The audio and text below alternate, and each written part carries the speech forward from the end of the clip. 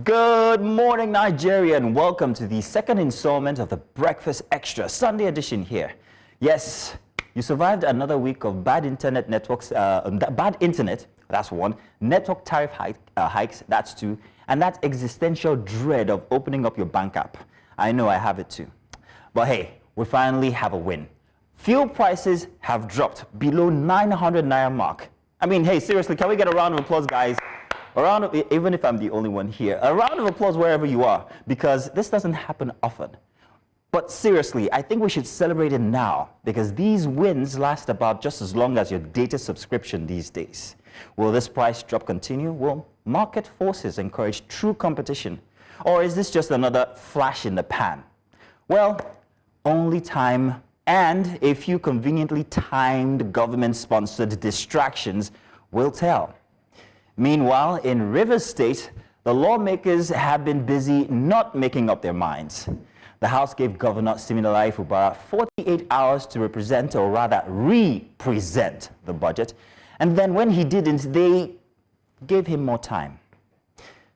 You might want to call me old-fashioned, but tell me this. When you give somebody a deadline and they don't make it, shouldn't the next one be shorter or maybe even non-existent?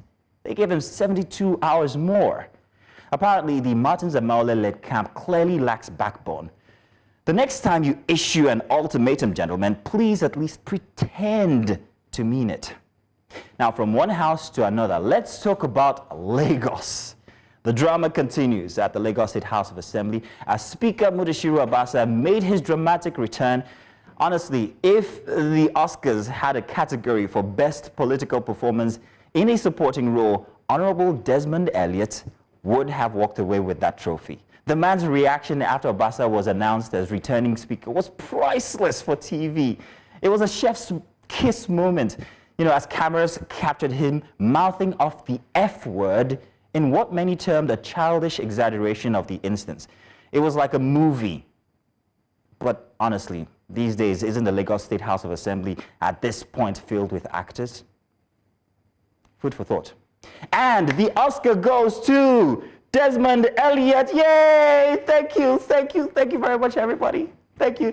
This Oscar goes to all the women who have been denied opportunities, especially if you are from my constituency in the Surulere or maybe a Papa local government area. This was hard fought for. It's for you women as we celebrate Women's Day from yesterday. Thank you very much. But honestly, hey, it's very unfair.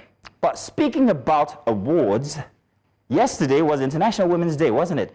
And Nigeria chose to celebrate by awarding Senator Natasha Akpoti-Uduaghan a 6-month vacation free of charge. Hold on a second. That doesn't sound right. Did I say vacation? My bad. I meant suspension. Suspension without pay. Yes. While the world was celebrating women, Nigeria, the Nigerian Senate, decided to bench one. I mean, what's that saying again? When men fail, they regroup. When women speak, they get sanctioned. Now, this brings up a question. Was it about the alleged procedural misconduct, or does it have anything to do with her claim that she was sexually harassed by the Senate president himself? Who knows? I guess we'll never find out. Because in Nigeria, male-dominated political landscape, silence, they say, is golden. And let's be honest, our Senate president acts like as if he's a class captain. He's just writing names of noisemakers and changing people's seats up and down everywhere. Seems like the only thing he does, instead of handling real governance, which we asked you guys for, we don't get it. Instead, we're in courts here and there. Now let's talk about the absolute banana republic moment that unfolded at the Ikeja Electric office last week. Over 100 Air Force personnel stormed the office, assaulting staff, and made themselves at home, kicking their feet up and making tea while they sipped. Why? All because of chichiri, ordinary 32 billion naira debt. You see, in Nigeria, we don't do civilized conversations anymore. If you're angry, just show up with an army behind you, or better yet, maybe even the Air Force. That's the vibes now. But hey, I'll tell you something. The average Nigerian is too hungry at this point to react. People are barely making it through the week.